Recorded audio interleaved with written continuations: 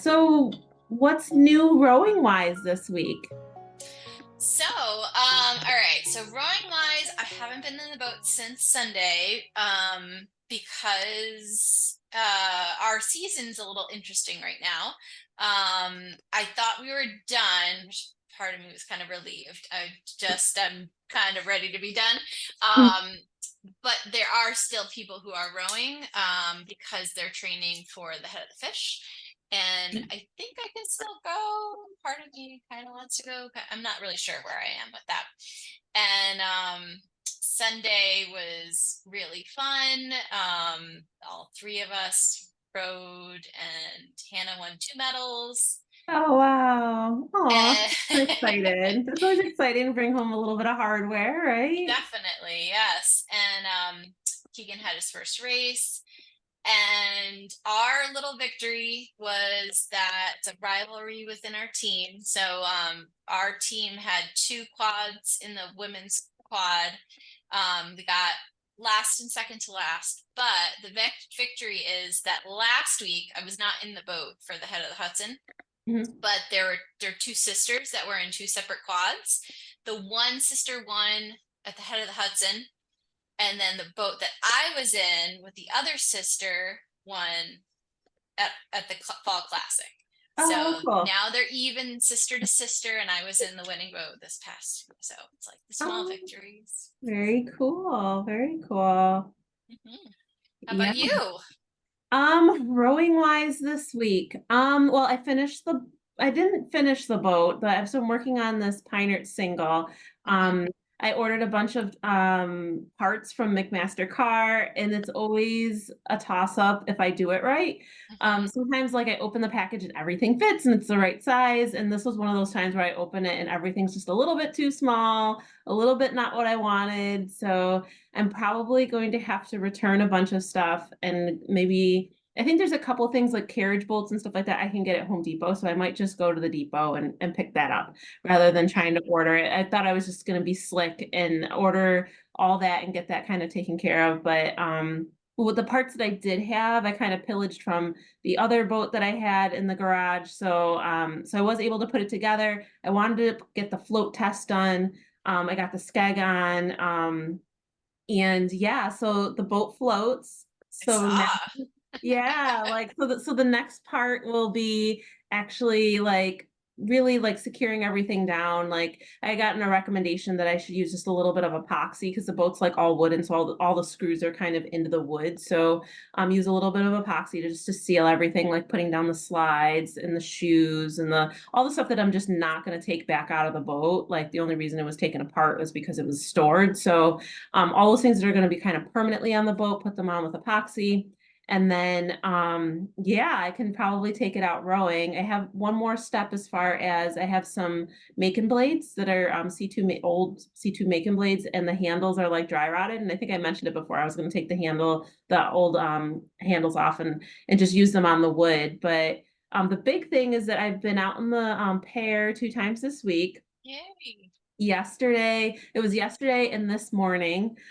So yesterday was good. We got like a full 10K in. We went all the way out to like the 5K start and we spun it around and we did like a 24 for the 10K just to kind of because I was kind of steering all over the place. Like I just getting trying to get used to the toe steering again, and then um like the steering isn't super responsive.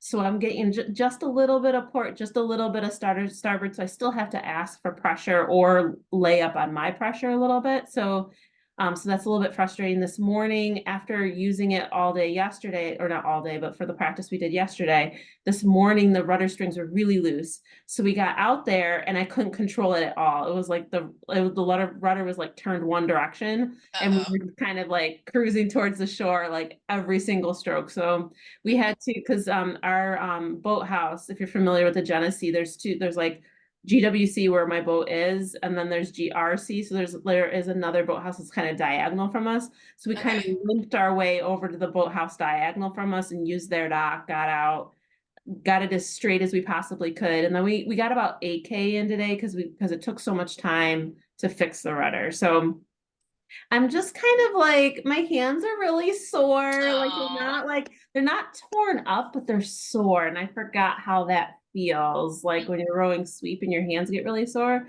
Like I guess I've just been doing sculling so much that like my hands are used to the amount of soreness that I get after that. But we have these really large, old school, heavy blades that we're using right now, which is great because they have really great feel. However, not so great on the hands.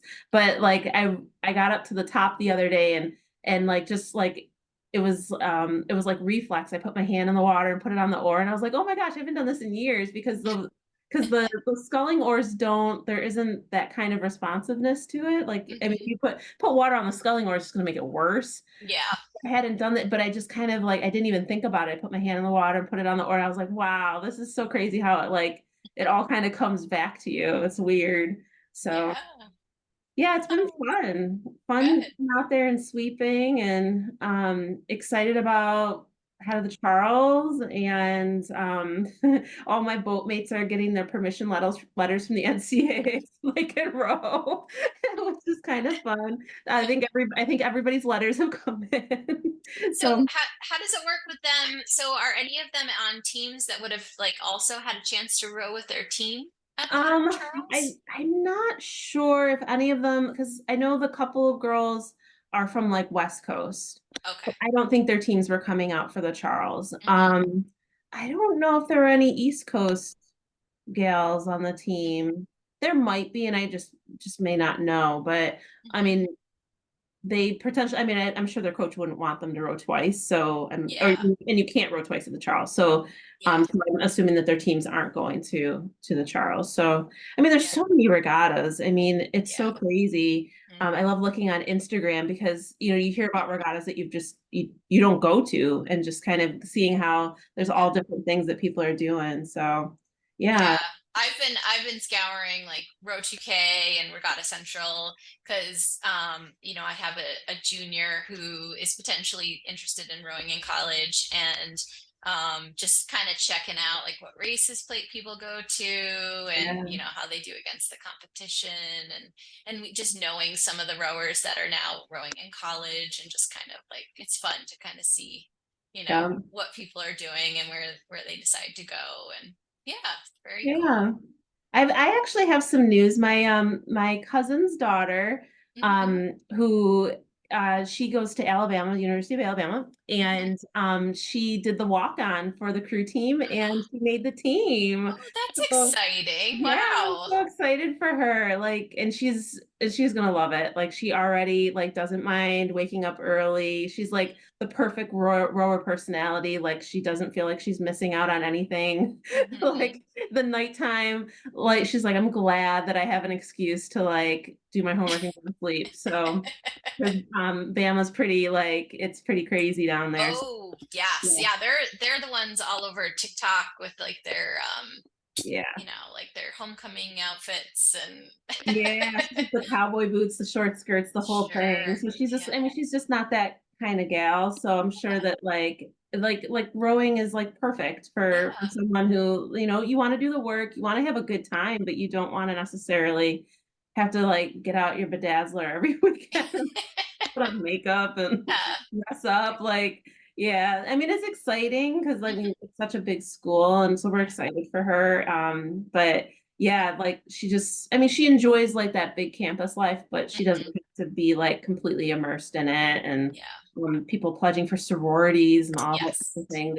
It's Hmm. yeah, it's a pretty crazy experience, but It's she's good. Yeah. enjoying it. Yeah. Yeah, I think at those larger schools especially, and we went to a large school too, and when I talk to people about SUNY Buffalo, I always say, you know, you have to find your thing. Like, Mhm. you're going to go there, you're going to have your major, you're going to do and everything, but like, you have to have something, right? Something that you belong to. Yep. Just, and it doesn't, it could be all different kinds of things, but like, that was definitely what it was for me at Buffalo was having the crew team. And because otherwise it must feel So so big. Yeah. intimidating and big and like impersonal and Mhm. but yeah I think you know at a small school you're gonna feel like, people because it's a Yeah. small school, but I think it's really good for a place. I'm pretty sure Alabama is a large school, right? I mean, Yeah, yeah, yeah. yeah. It's crazy. I forget how many dorms she said there were for freshmen. The number shocked me. I'm like, they have that many buildings just for the freshmen, but it's a huge, huge place. But Yeah. she loves it, and she's totally excited, and I'm excited for her. I was like, I'm like, you gotta, like, I don't know, I gotta connect with her coaches or something, or like, like I don't want to get into her Hmm. space too much and let her enjoy her rowing experience. But Hmm. I was glad when she was like, "Oh yeah, they have walk-ons for crew." I'm like, "You should try out. You should try out." So I'm glad it all worked out for her. So That's yeah. exciting. And the interesting thing is, like, from like especially this past week, like from a rehab standpoint, I got an email from like a parent, and she was asking me about, like, she had a rower who um she was having numbness down her leg, and the mom is, like, on one side of New York, she's rowing on the other side of New York. And so, like, these parents get into these situations where, like, your kid's like, I'm injured, and her daughter had gone to the trainer had looked at her back and said that her back was locked up and that she shouldn't be rowing. Oh. And so, yeah, and so then she sent me this email and was like, "Hey, um, you know, what should we do?" And so I'm like, "Well, I'm located in between them. Like, I'm not in the city that her daughter's rowing in. I'm not in the city that the parent is in." And I made some suggestions. Like, a lot of times, so if people are having issues with like numbness, especially if it's like pinpoint to one type of activity. So like, it was just when she would row in the boat. She wasn't getting it on the erg, and she wasn't having it like sitting just, at a desk or something like that. When you start to have it like happening all the time, that tends to be a you issue. Hmm. When it's happening at a particular time and you can kind of pinpoint it to a particular activity, it tends to be the activity. Okay. So my recommendation for her was that her coach needed to take a look at her seat and Mm. change the seat out and get her a seat pad too, because a lot of times the holes for these seats, depending on which boat you have, depending on what the coach ordered when they ordered the boat, they may have just ordered like the standard seat. The standard seat would be a men's seat, and that means that the holes for your sit bones are going to be very close together. Oh, And because we're women, we have yeah. wider pelvises, our sit bones are further apart. If you sit on a seat that has the sit bones really close, what you'll do is you'll compress the nerve every time you pivot over to go up to the catch. So Oh, it's like compression, uncompression, compression, uncompression, compression, compression. And a lot jeez. of times people describe the symptom to me as like not necessarily like a shooting pain, but kind of like a burning pain. It doesn't start until maybe 5 or 10 minutes into the row. So the first line of defense with that type of issue is always take a look at the seat and see if you can change the seat out. If it's narrow, try to get a wider seat. If it's wide, try to get a narrower seat. Try a seat cushion, like all these different things before you just decide I'm not going to be rowing. And actually it worked for her. Like, she wrote me back and was like, that cured everything that was going on. So this is somebody who would potentially have been pulled. Yeah. Like, it's these small things that, like, it takes a village. It really Yeah. takes a village between the coaches, the trainers, and then just like a separate pair of eyes, Hmm. like, so it's interesting, as far as getting information like that out to people and getting coaches thinking about, like, because I know as a coach, when someone's like, "Oh, I'm injured," I would always be like, "Oh, geez." What's Yeah. going No, on? I And love that. I will keep that knowledge ready to go because, and so do you know, did she actually change the seat or did she go with a seat cushion or I, both? she did both, and Okay. she said that they changed the boat. She's not rowing in that particular boat anymore. Okay. So, between boat builders, the seats are Oh, wildly different, yes. wildly different. Like, some seats Yes. have like a little more lip in the front. So like, as you pivot, if you're sitting too far forward on that seat, you're compressing like right down the center of the back of your leg is like the sciatic nerve, like all of the nerve innervation that goes down to, not all of it, most of it, going down the back of your leg is like right there where we pivot over. And if you're too far forward and you're just hitting the edge of that seat every single time, it could also be like a shoe issue too, like feet being like, it could be a combination. It could be the seat and then the shoes being way too low. So then when you pivot over it, you're like, or you're really like kind of pushing on it.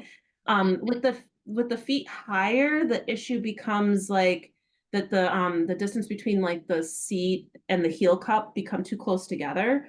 And that could then end up making people kind of be rounded at the catch, like kind of, I almost think of it, like I always call it being underneath the catch rather than over it. Like I think when people pivot their hips forward, they're over the catch, but when they kind of are like, when their hips are underneath it, they're under the catch and then they're squatting the catch and they don't feel as strong. They don't feel connected to the boat.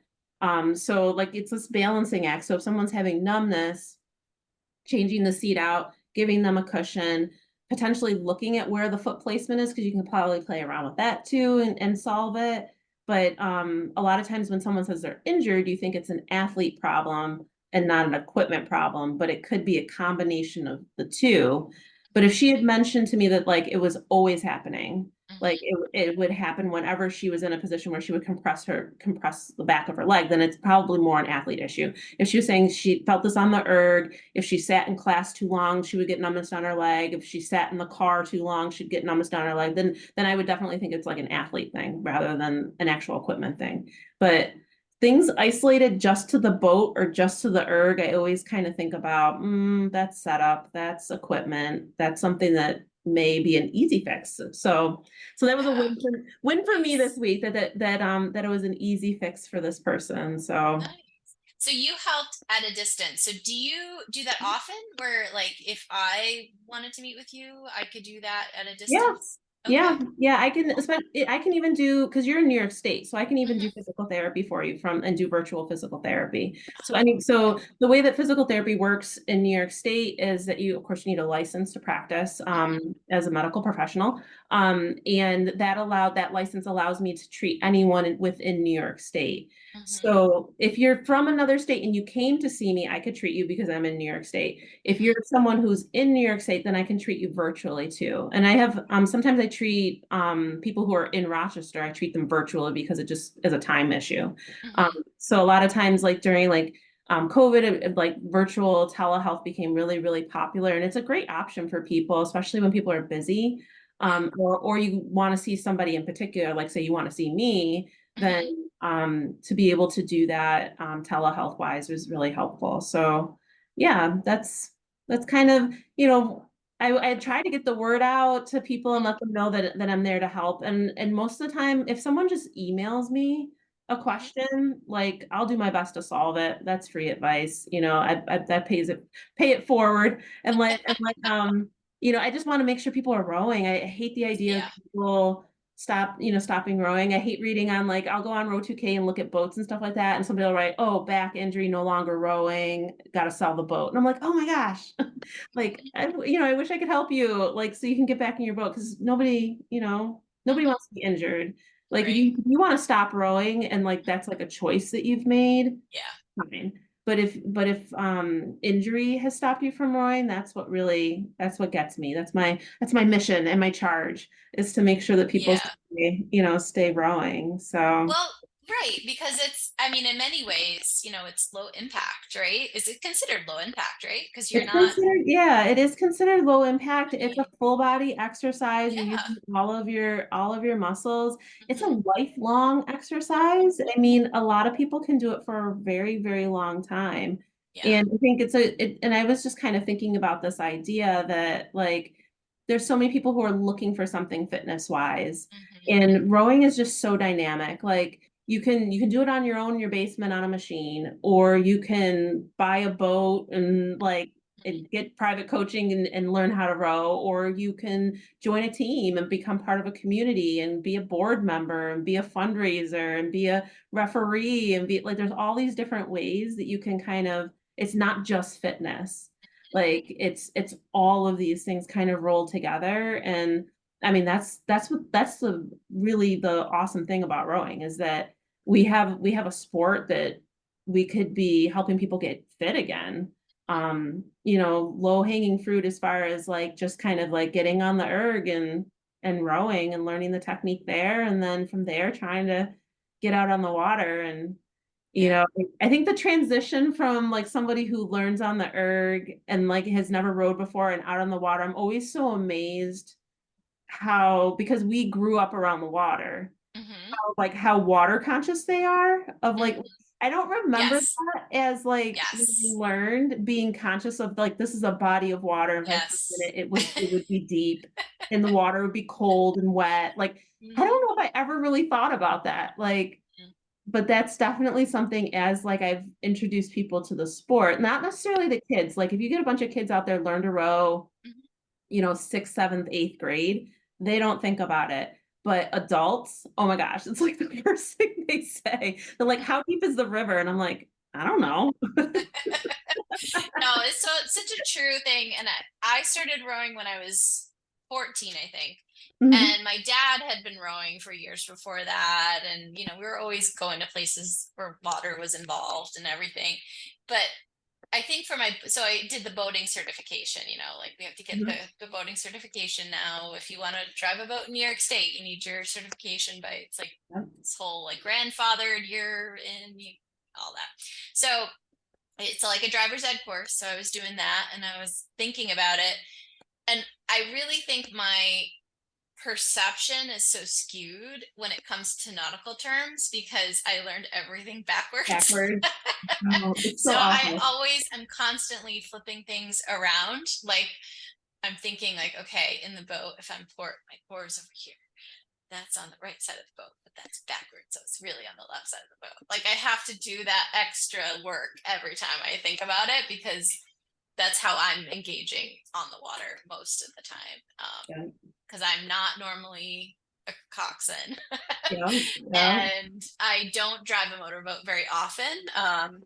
And that's the how I grew up around it. But you're right. And then having like being the peer to parents that are new to the sport, Hmm. it is like a whole other world to me that just doesn't see like the things that they ask or are concerned about. I'm like, yeah, I just don't even think about it. Like, I Hmm. understand your concern. That makes sense. I would be Yeah. concerned if I didn't know any differently too. But it's just I take for granted being around the sport for so long and knowing how things kind of go. Yeah. Um, but it's also probably one of the only sports that your kids are out there and you can't watch them. Oh Like yeah. for a Yeah. race, it's Hmm. probably better than most other times for rowing, right? Like Yeah. sometimes there's some point you can watch at some point, like probably the finish for a race, right? But it's still Yeah. only a very small portion of when they're out there. But for practice, parents aren't watching practice. You don't see what happens, like unless you ask to To join ride in on the along. launch. But Yeah. yeah, I it's would gotta always be. encourage the Yeah, parents to ask. I'm like, if you're yeah, available and you want to ride along, I'm like, I would love some ballast in the front of the boat. Like, I yeah. would love not have to throw like 3 or 4 water jugs in the front of this boat. I'd rather there be a parent there, somebody just Yeah. to to have those extra pair of hands. Like, I Hmm. think that we because we're around the water so much, because we're so comfortable with it, we don't think about like all the safety, all the we think about it, but we don't necessarily get hyper Aware. sensitized to Yeah, the yeah. idea that like when we go out there it's a dangerous sport and there's so many variables and even the idea of like having a couple boats out there and trying to stress to, a 14-year-old that they can't thread the needle like on 2 other boats that are just kind of sitting there, even though that makes like visually that makes the most sense to go in between them. That's where you have the most room. But like, you should slow down, you should call out to the coxswains, have them yield to the starboard shore. And like you need to teach them those things because you just never know what someone's going to be doing. Like, because a lot of times a coach will stop. I remember when I was coaching in Buffalo, we were at West Side. It was the afternoon. I was coaching for Narden. I think St. Joe's was out there. Canisius High School was out there. Like there had to be like, I don't know, 5 or 6 different crews that are out there. It's spring, it's cold. People are doing race pieces. And I think we had stopped and yielded to starboard shore. However, like another crew came up with 2 boats that were racing against each other. And the coxswain didn't realize, like the perception must have been off. They couldn't realize that we were stopped and waiting. and they literally like came up to us at full speed and clipped the launch with their 2 seat oar. Like it was like I turned around and I was like, bam. I was like, what the heck was that? And like, then there's the moment of like, okay, safety, like is that kid okay? Are they in the water? Like you're doing you're running down all of those things that like on a normal day, 100 practices, you never ever have to think about. You know, and I remember there was a time when some kids had flipped, it was spring, and they flipped a double. And of course, the only way to flip a boat is to not be practicing, like to actually be stopped and doing something like taking a shirt off, or like I forget what the girl was doing. We were almost done with practice. We had stopped for a moment, and I think she reached down into the boat to grab something, or to put her jacket, or like take the jacket off or whatever. I mean, we were so close to the boathouse at this point, and they flipped the double, and I was just like, as a coach, you're like, oh crap, please, please let them remember how to get back in. Let these girls remember how to get back in. And then you're trying to use the calm voice, like, okay, all right, well, let's flip the boat back over. You've got it. You guys are great swimmers. Let's flip it over. Okay, grab the oars, stabilize the boat so she can get in. Okay, now you stabilize it so she can get in. Get back in. They're like, there's water in it. I'm like, I know. We're gonna slosh all the way back to the dock. And like you as you're doing this, you're like, God help me. I don't, Yes. Yeah. like you're like as long these, because it's a fragile situation and the water's too cold, Mhm. like you have to pull those kids. And Yeah. so you have to like you have to make that split decision. Like, is the water too cold? Do I just pull them, or can I let them get back in the boat? And Mhm. luckily the water was warm enough that I could let them get back in the boat. But it was springtime, so there, I mean, Yeah. so it was really on that borderline of, Yep. um is it too cold for them to even try to get back in the boat? Mhm. And then like you're by yourself in a launch, like, where's my rescue ladder? Like, I know it's in the launch somewhere, but like having, like all those different things kind of all rolling together. Like, I'm not envious of those coaches out there all the time. Like, on a Uh, beautiful, lovely day with just one boat and a launch that works really well. And I mean, we could go on and on about like different safety scenarios that happen, yeah. but Mhm. um most Yeah. of the time it's extremely safe. And that's why we're so nonchalant. We're just kind of like, yeah, hop in the boat, water. Like they're like, the water's so close to you. I'm like, yeah, that's rowing. It's right there. But and like like, you don't get wet? I'm like, most of the time, no, Well, a little bit. plus you were in my quad this weekend. There was a lot of splashing. And I was bousy, and the stroke seat was like, oh my gosh, was it me? Was I doing? I'm like, honestly, I have no idea who it was. I was trying to just not hit anything. I started off rough because the way that the course goes at the end, there's kind of like this hook, and then you finish like the last 500 after you make this turn. Mhm. But then same thing when you're going up to the start, you leave the docks from where the finish line is, and then you have to take it very slowly to this corner, which I Mhm. did, and then I hugged that corner around this like abutment that sticks out.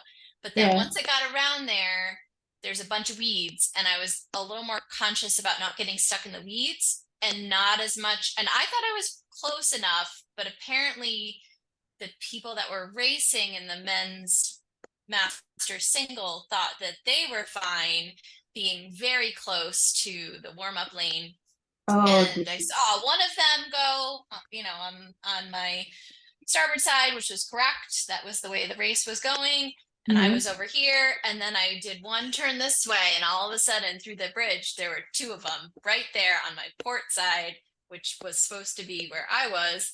And yeah, that was close because I all I could do was sit there and just say a couple swear words to myself because I didn't know what to do.